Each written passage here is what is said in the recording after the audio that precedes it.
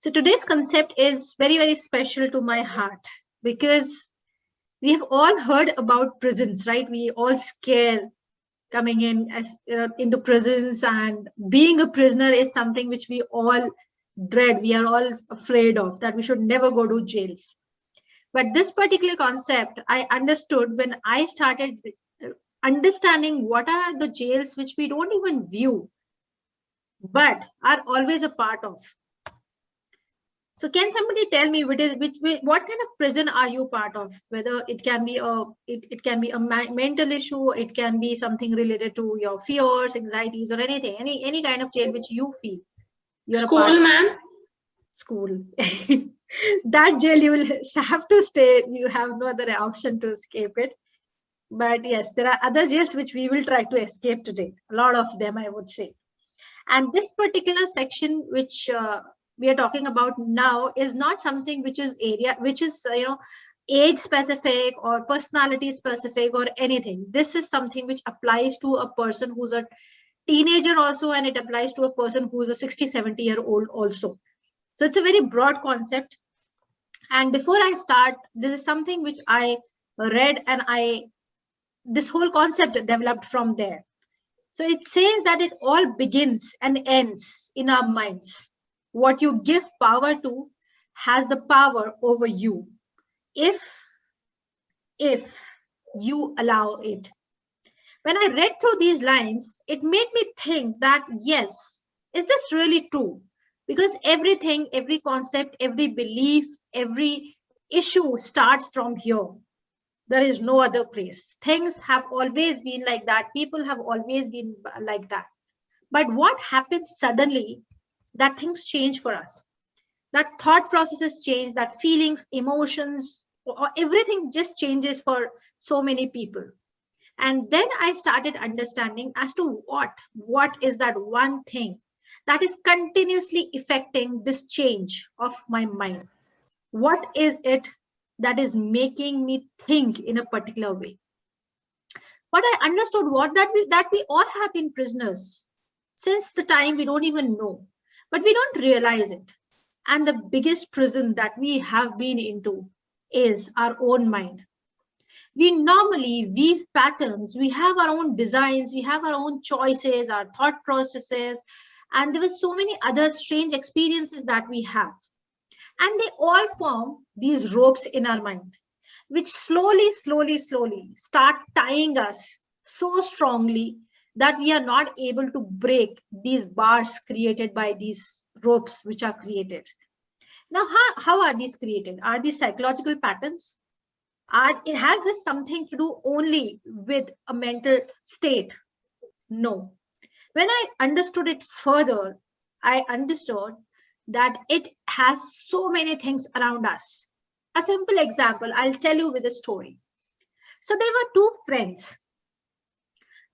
Both of them were in the same environment. Their neighborhoods were same, their parents, things, everything about them was same.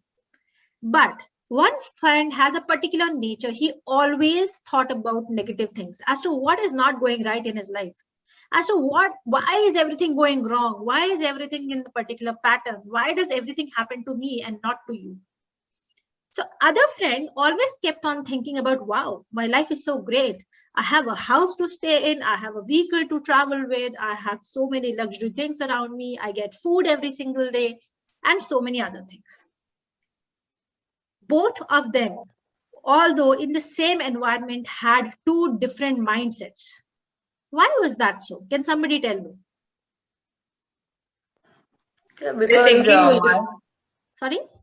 The thought process was different. Yes, but why? Why were their thought process like that?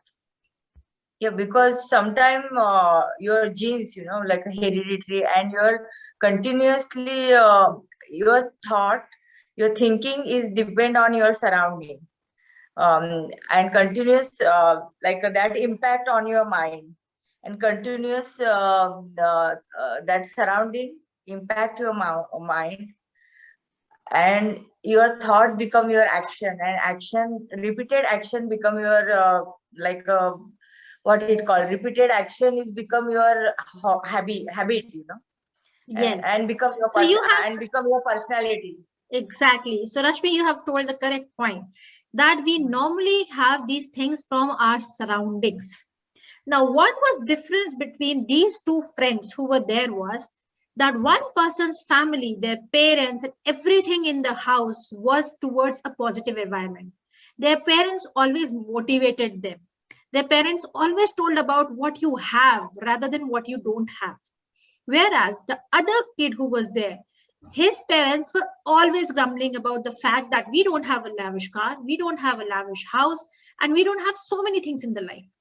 That is why this particular environment created these ropes, these kind of prison for that particular person. And the thought process changed so much since the childhood that this person only thought about negatives.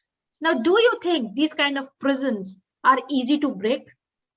How much ever you will get, even if you get a Lamborghini car and a mansion like Ambani, you will, if you have that kind of a mindset, if you have that kind of a prison in your mind, you will always keep thinking, I still don't have this, I still don't have that car, I still don't have that factory which others have. But it rarely happens that we ever talk about these kind of prisons which exist in all our minds. So this was the first prison which I understood. And I started to think, do I really do this?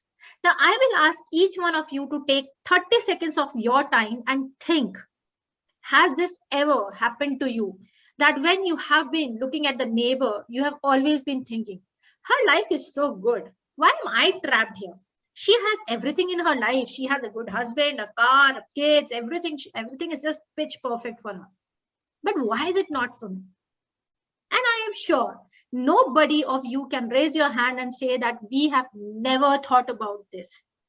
Because as soon as we step out of the house, in fact, not even step of the house, if we look out of the doors of the house, we have got so used to these comparisons, this kind of behavior of negativity towards us, that we never see that she might be having a troublesome effect in her house too.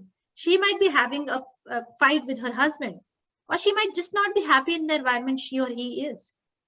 But we don't bother. We only bother about self-deteriorated things which keep telling us we don't have it. And the same thing happens with students too. Akanksha, has this happened to you? That you will always keep thinking about, I studied hard enough, that why did that girl get more marks than me? Why did she get 2 marks more than me? Yes, at times, yes. So you will never think about the fact that I got 97 marks. No. There are kids who have got below 97 marks. No. But what we will always think about it, why did I not get 99 or 100 marks? Because we have been tuned to think in a self-deteriorating manner. So this was the first prison. When I leave you with this prison and move to the second prison, keep thinking about what are these comparisons that you have always been doing and have always been confined in these walls. And you know what is sorry? I have to say a small narrative of mine, my personal incident. Yes, or else would you like to carry on with that, or later I have to say? Go ahead.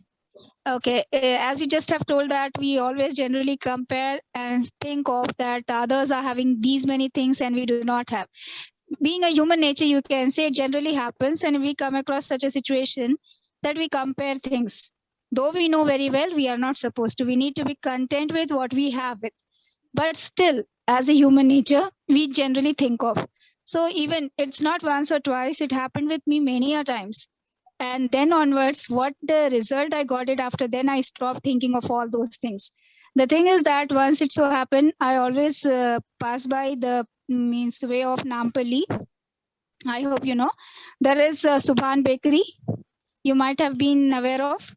So it's a very famous one. It's very well known for burgers, pizzas, as well as Damke Road especially. So I'm a regular customer of that place. So every day when I pass by, I just used to look at it and think of, see what a lovely life they have. They got such a business, and many people will be keep coming and going. It's totally crowded any time of the day. If you go, you find customers falling on like, and he has no time even to count his money like. So once it so happened that I was just going through, it's not a matter of like comparison in that other sense, but I just felt that, see what a lovely life he has. He means so much money he gets, and coolly he has to come, sit, and order the people around him, and everybody bound to listen what he has to say. And they all work under him. He is the boss, and everyone is a subordinate. When we work out somewhere in an office or a college, we need to be bounded by other people, because like we have our head and principal and we have to oblige to them. So being a businessman means he is the boss of everything. Thinking that, I had a thought once, and then the very same day when I passed by, I was feeling the same, that he's so lucky to have such a lovely life, like, and whatnot he might be having because of that much of amount he is getting every day. So the next day I happened to go to that place, and then after I order for something, you won't believe, he was in a whirlpool like a thing. He was in a such situation, he was not ready to talk to anyone. He was grumbling, shouting, yelling, speaking to all the people around him, saying that not a single work is going properly here, and I'm going mad. I really got fed up of this place and job. I want to quit as soon as possible. The moment I heard, I just prayed to God, oh God, no, I'm right at my place, and he is also having his own problems and issues. So everybody has to face their own life in a different way. We Yes. just from that side of the fence, we feel the grass is always green, but it is not so. Thank Exactly, you. Rabia. And one reason for that is the second prison, which I am going to talk about, the prison of our assumptions and expectations. The problem is that we always assume things. One of my friends, when I was in college, something happened and I told her that I thought you didn't want to talk to me. She came to me and she asked, why did you think? Why didn't you come and ask me? And I said, I assumed that you did not want to talk to me. So we were quite young then, and it was all the fun environment. So she said, do you know what assume means? I was like, yeah, I thought about it, and I felt that you will not be willing to talk to me. And she, in a fun way, she told me that assume means you are making an ass of you and me. That is the spelling of what assume means. I found it quite funny that, why would you talk in such a language? She was like, no, you actually read the spelling. It means that you're making a fool of you and me. So in college terms, you call an ass as in when the person is a fool or something like that. And I actually thought about it that yes, the word does speak that, and that is what we all do. We all make assumptions about people, situation, things, and then we are so trapped in our own assumptions that we really don't care about asking people. So a beautiful story which I remember with this particular thing is, one of the friends who were they were very, very good friends, extremely good friends. They had a fight between them. They used to come and share everything with each other. But one friend did not come and tell a particular thing to another friend. This friend got angry. That how could you do this? I have trusted you through everything. We have gone through every thick and thin together. How could you not tell me this particular thing? And this particular friend made an assumption that maybe you've got somebody else. Maybe you don't need me anymore. Or maybe you were with me just because you needed something from me. Right? It's a very common factor that we assume that people are with us because they need something from us. However, the fact was that the second friend who was shouting and who was grumbling had actually had a big loss in his business. This particular friend has not even, he did not even let this thing in notice of this particular friend and bared all the loss and filled all the money which was gone. This friend only got a call that we don't have a problem anymore. You can go ahead with the business. This friend, because he did not want to show that I have done something for you, I have helped you out or something like that, did not tell all these details to the friend. Whereas what was the second friend doing? Making assumptions that because I am going wrong in my business, you don't want to be with me. Because I'm not earning that well now, you don't want to be with me. And this is what we do with all our relationships. Even with our kids, parents, husband and wife, everybody. We form our views based on our thoughts, our imaginations, and most of all, are experiences and exposures. Something which is extremely deadly, I would say. This is something which I have faced in my personal life, and I have learned a lot from this. It has been, at least for me, it has been the biggest prison I have ever experienced. I always had a habit of assuming things. She did not do it for me because she just didn't want to do it. She hates me. She doesn't like me. Whereas I never tried to understand what was the other side. As I always understand now that a coin always have two sides, but we always keep looking at the side which is on our side. How many times do we actually flip the coin and see what is there on the other side? We just assume. And there's a very interesting example. I had one coin. I missed it now. I was about to carry it. So I had this one coin, which is a very special coin. My grandfather gave it to me.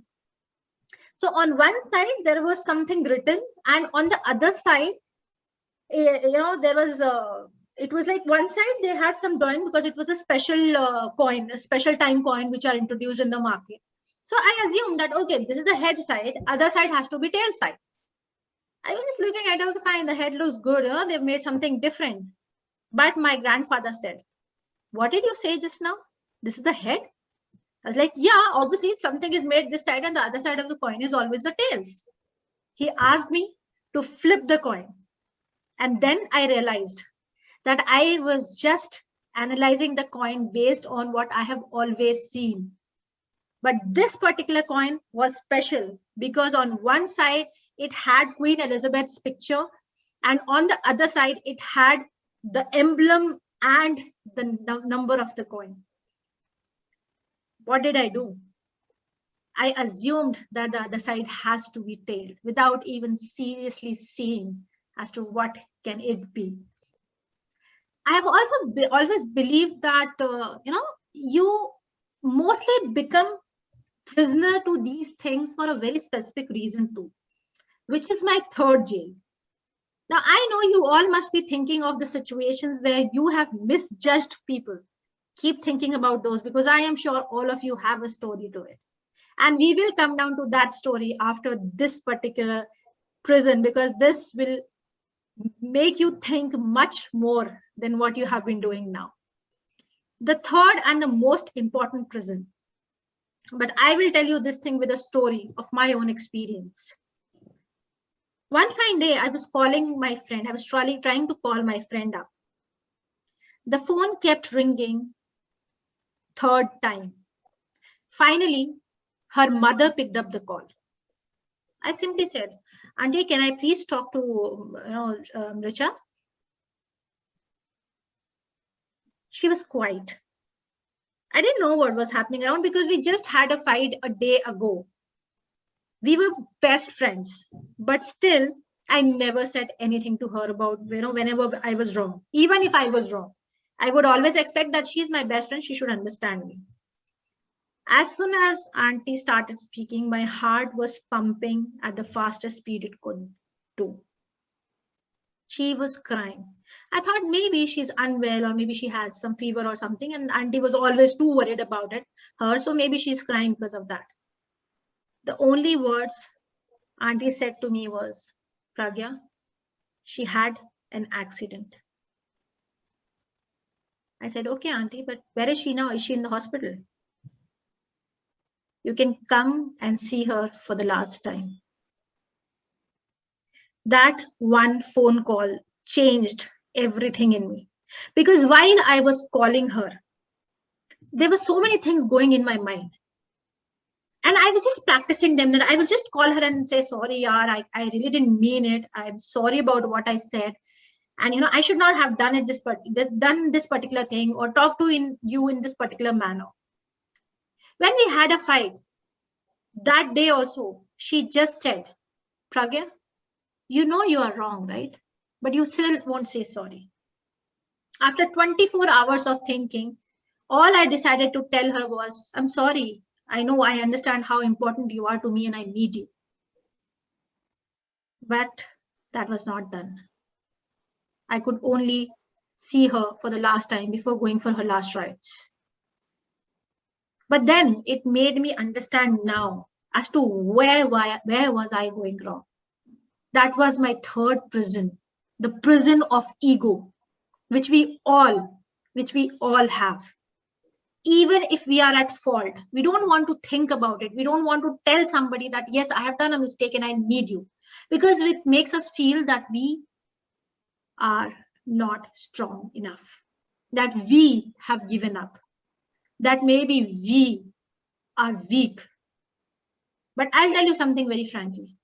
This is a prison which you can never change if you don't break it now.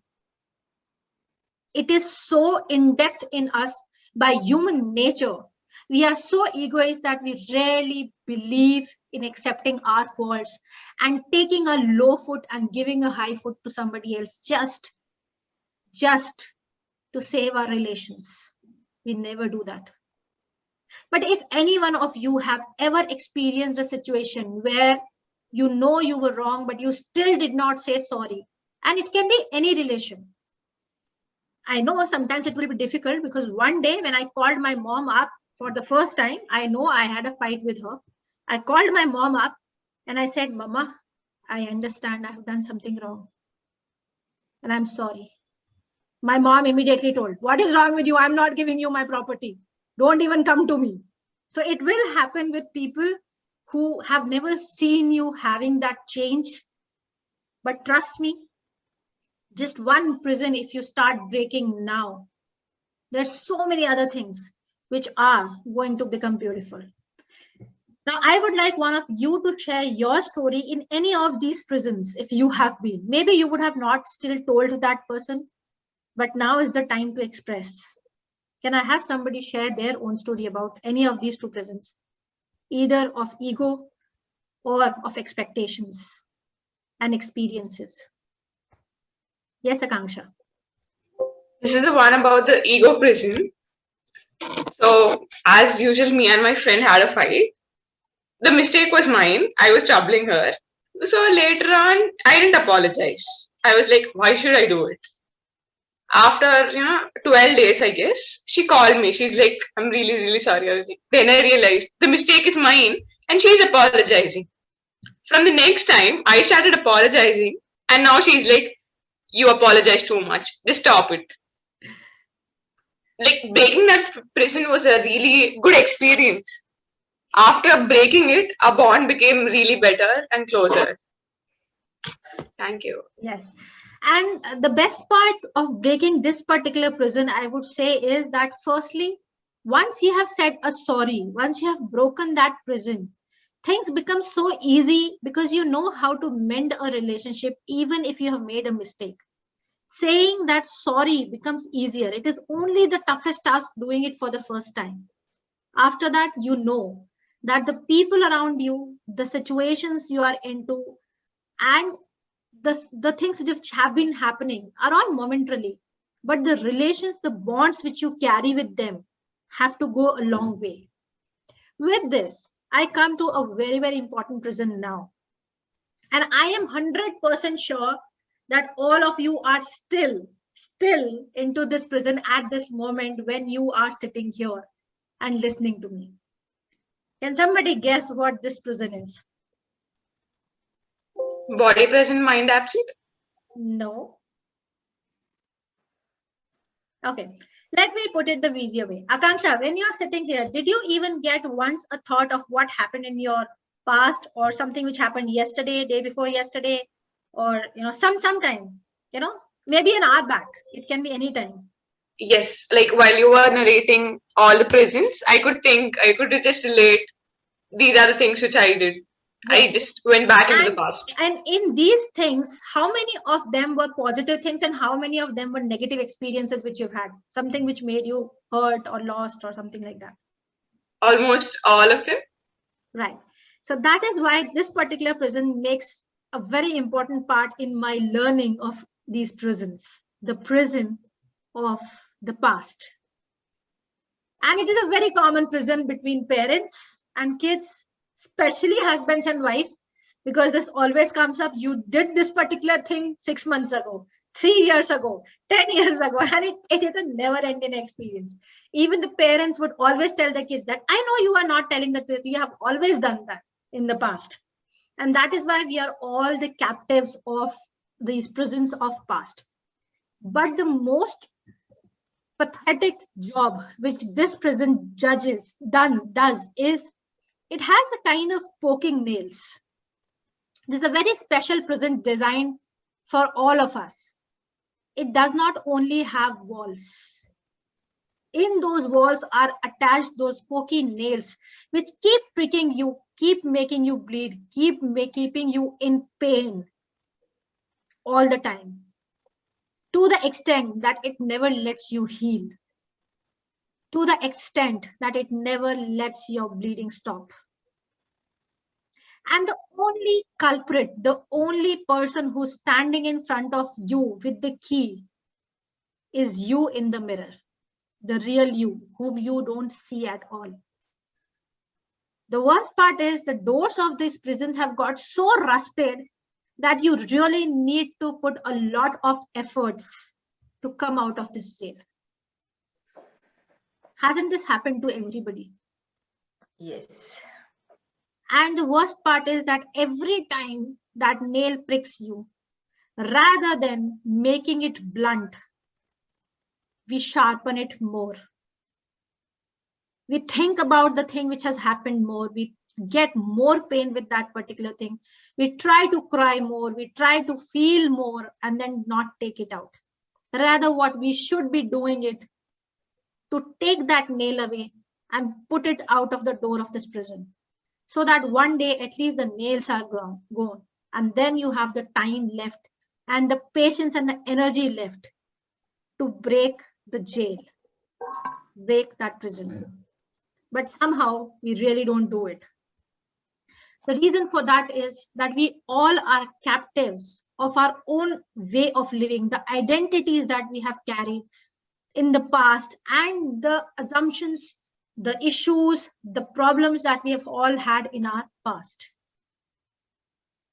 How many of you really think that you have put in any effort to take out these nails and break this particular jail? And I am 100% sure that when you are sitting right here, right now, also, you will be thinking about that painful memories, not with a motive to forget them or just let them go. You are still thinking about those memories and the pain they had given to you. And that's where we all are sharpening the nails rather than taking them off and throwing them out. Can any one of you share any experience, any painful memory, which you feel never leaves you away? Anything which you really want to let go, but it keeps poking you, something which has happened to you? Would anybody want to share? Rabia, Umaji. Yeah, I'll tell just a few minutes, please. Let someone say, then after I'll join. Sure. Saloni, Pinky, all of you can also speak your stories. It's a great idea to share stories because it reduces your pain and it gives an option for others to think in a different way. Actually, I would like to share one. Sure, Rashmi. The past thing always you remember which is negative, and it come very easily because you don't get any effort to come negative energy. Positive energy, you need a lot of effort to have positive memory a long time. We always forget positive memory, and same thing with me. The past event which is negative, it always with my husband and all. So I always always blaming, you did this, that's why this. So he said, why you're taking past like garbage, you're keeping inside the mind. Better to throw it away, otherwise it will decay. So but sometimes I feel like if you have all bad memory, you don't need any effort. That's why it's come back again and again. And now I learned from my experience, you should not keep inside. It will help. It will, rather than helping, it will drain your energy. Better to just leave it and go ahead. Thank you. Yes. And that is why I always say that never be a prisoner of your past. It was just a lesson, not a life sentence for you that you have to stay with it throughout your life. So it is something where you should have just learned a lesson and let it go. With this, I come to my last prison, which is something we have been staying in since we have been born, but we are not aware of it. We don't accept it, and we don't even realize that we have been into that prison. However, a lot of part of this, the walls of this prison have been broken now. People have started coming out of this prison, but still somewhere it is there for a lot of us. And that is the prison of our environment around us. The place where we are born, the notions that we have been born with, the things which have been told to us since childhood. So I have a very interesting story for this particular thing. So I belong to a Brahmin family. So I know Brahmins are quite particular about their religious sites and aspects, and so many other things, touchability, and I don't know what not, doing pujas in the morning and so many other things. So one fine day, I shifted to Hyderabad and I was about to keep a maid. Immediately, I got a call from my mom because she know that the maid was about to come today morning, and she was like, "Please check her religion. Please check where she comes from. Please check whether she, you should touch her or not, and all those things." And I was quite surprised. I was like, "I've stayed in hostels. Have I checked every maid's background over there? And even if she belongs to that background, should I look the kind of maid she is, or should I actually look for her cultural background?" My mom was like, "You don't understand anything. We are Brahmins. We just can't let anybody get into the house." I was like, "Okay, I will check everything," and I kept the phone. Obviously, I was not about to check, but then I was in no mood to discuss with her anymore on this particular part. When I came, and when that maid came, she was quite charming, and she was happy, go, that kind of a maid. So I said, "Okay, fine, you will be in my house." She was with me for 4 years. I knew that she belonged to a community which my mom will not allow me to keep in the house as a so-called Brahmin. But the kind of care, the kind of love, affection, attachment, everything I can name, she gave to me. In this new city where I did not know anybody, she was my to-go when I was crying, when I had a fight, when I was unwell, even when I was pregnant, she was with me all the time. She literally cleaned my pukes when I was puking, when I was vomiting. She took care of my son like her own baby. I did not like washing him while after pooping or something, but she did it. So that was the extent of what she was. And I still love her. I would say I still love her. But if I go and tell this thing to my mom, will she accept it? The only thing she will tell me is that, how could you do it? How could you keep somebody like that in your house? And this is not only the single thing. There are so many other things which we are culprits for. So if a cat crosses the way, you will stop for some time and let somebody else cross, because you believe that if a cat crosses your way, you will have some misfortune. And this is something which have been coming since generations. Even our environmental factors like our society, the people around us affect us so much that if we want to follow a simple thing like our passion, they will not let us do that. Before we think about it, a jail will be formed in our own mind by these people that you cannot do this particular work. As I was a kid and belonged to a family which was totally into educational side, my passion was to dance, to become a dancer or a choreographer. But the jail was formed in my mind so badly that I could never think of becoming one then. Because I thought this is not the thing which is to be done by somebody who belongs to an educational family. And there were so many other of these social barriers, these emotional barriers which are created, and the environment barriers which are created in our own mind and which we really don't try to break. But what we need to do is to take that first step and understand that these all are just prisons. The time we accept that these are prisons, we will be as fearful of them as going to a normal jail after committing a crime. And we really need to understand and learn that first step to coming out of these jails, to getting that wisdom of it being a jail, is to accept that we all are prisoners of our mind. Now, when I have told you we all are prisoners, I also need to give you the key as to how to come out of it. Because, okay, it's okay, you told me that I'm in the jail, but how do I come out of it? Otherwise, I'll stay there, right? So I will now tell you a few of the keys which you need to follow to come out of these jails. First thing, when we talk about the presence of ego, expectations, experiences, and things like this, the first thing we need to do is break and say sorry. Well, it is one of the toughest thing to do, I agree.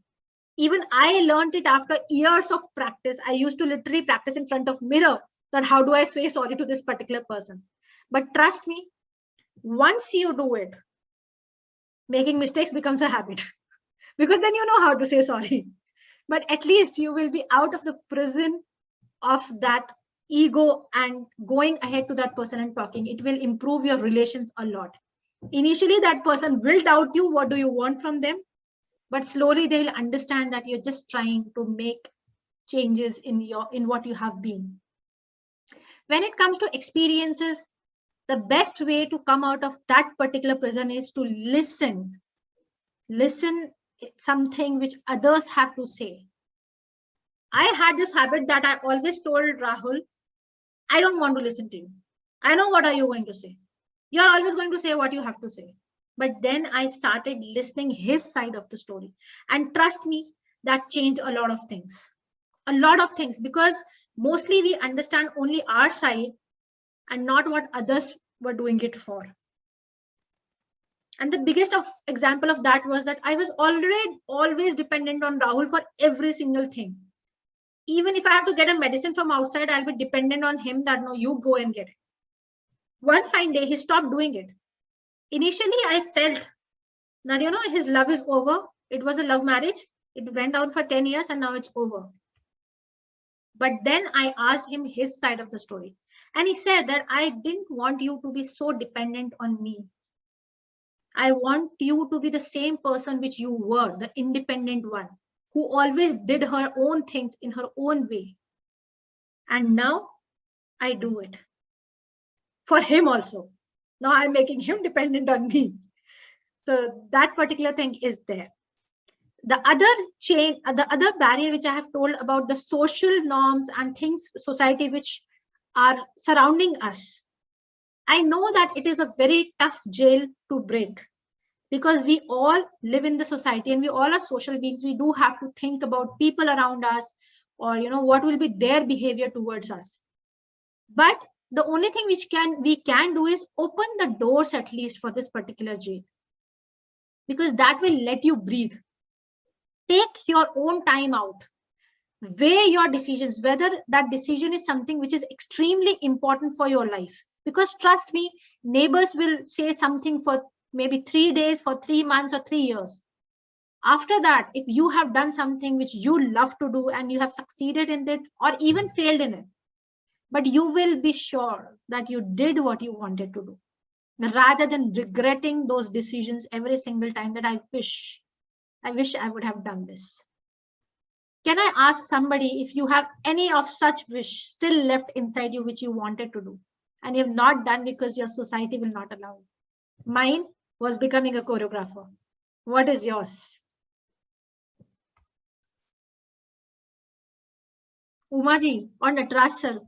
I don't know who's behind that name. Can I say? Yes, Rabia. Yeah, actually, as you told that we need to be surrounded by people around us and social norms are there which we need to follow. And there are some ethics and rules to be followed. As a human being, we do so many things. And being a professional, we have our own status and norms to follow for. So, but the thing what I can say is, as what you have told, that we have to break these prisons and come out and just think to be like a normal human being, and all are equal in the eyes of God. So also we should think of others too in the same manner. As what just now you have given an example of your mom about the servant or the maid, the same thing has reminded me of my father. As I told you, he was such a nice person. May God give him a place, highest place in heaven, I can say. So he had taught me so many things in my life. So once he had been to, and he said that, see, never ever try to discriminate anyone on any grounds. Because when God has created everyone and has think of everyone equally, then who are we to have these barriers? We are not supposed to categorize them. All are humans, all are taken care by him. And every person is very close to God. God is very close to every human being. He listened to everyone if you call and ask for. So that thought had in my mind from the very beginning, from the very childhood, he had taught me those things. So the moment I started moving up around with my friends and all, I used to be very nice to them. I always be very quiet, simple, and very humble, you can say. The same thing happened, and in due course of time, when I took up a profession, being a lecturer, so naturally, when we go in, it is a norm that the class 4 people wish the higher ones. Okay, they just are subordinate in the class. It is just a mandate, not mandatory. But the thing is, society is made up of so many things, we can say. The moment we enter, they say, good morning, madam, good morning, and all. But those things were there at the back of my mind of my father. So before they could say good morning to me, every day, you won't believe, when I enter, I step in, the class 4 people will be the first to whom we face with. Then comes the colleagues, and then head and the principal and the rest of the people.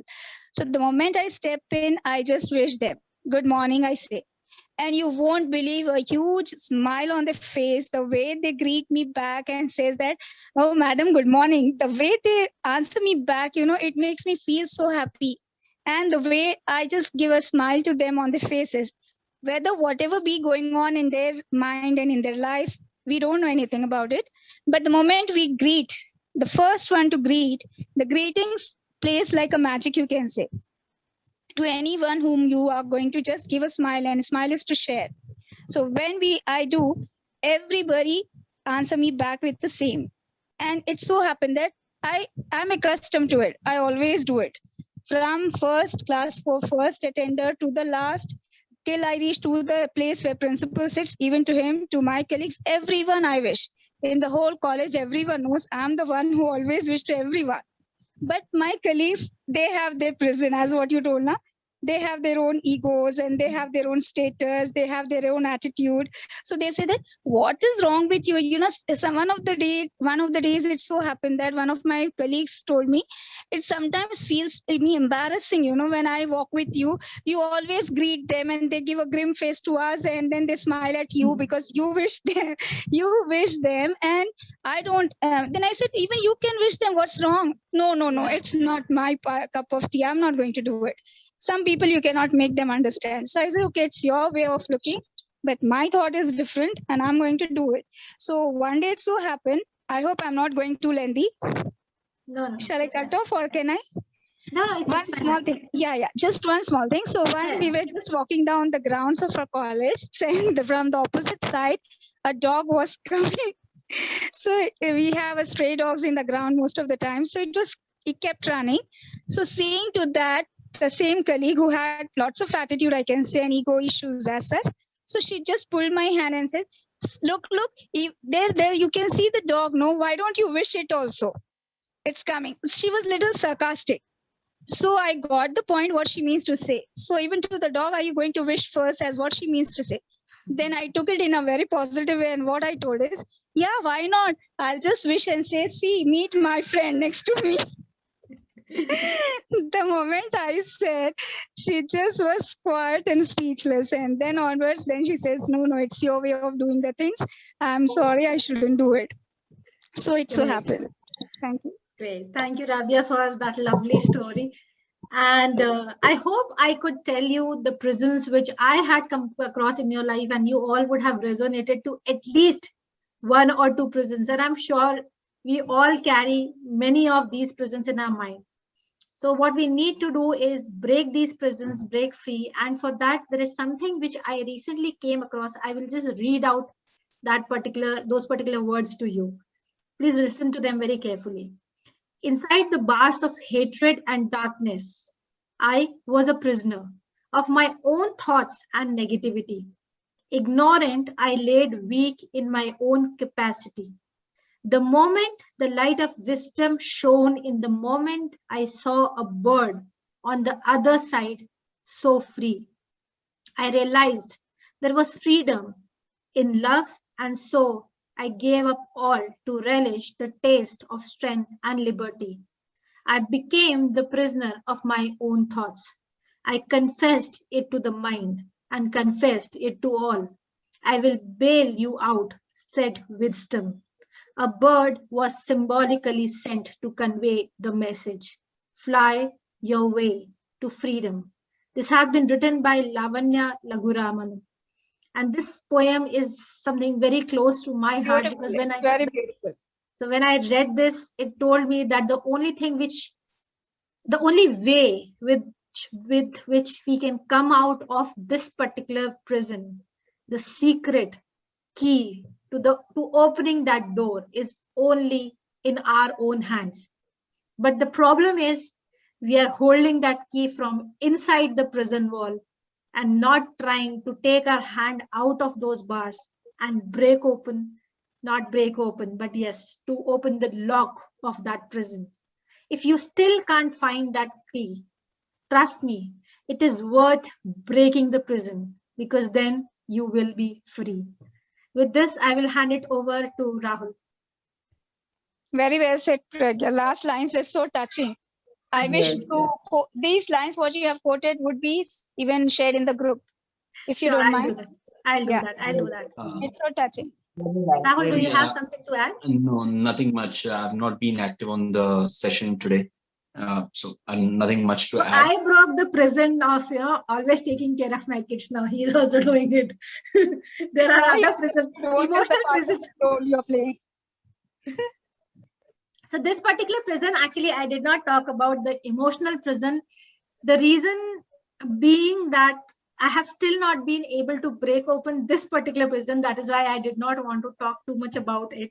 But for sure, the day I do it, I will be telling you the key of how to break these emotional prisons, which are too varied, too vast, and too dangerous for all of us. But we are all caught up in those prisons. So Exactly. with this, I hope you all liked the session for today.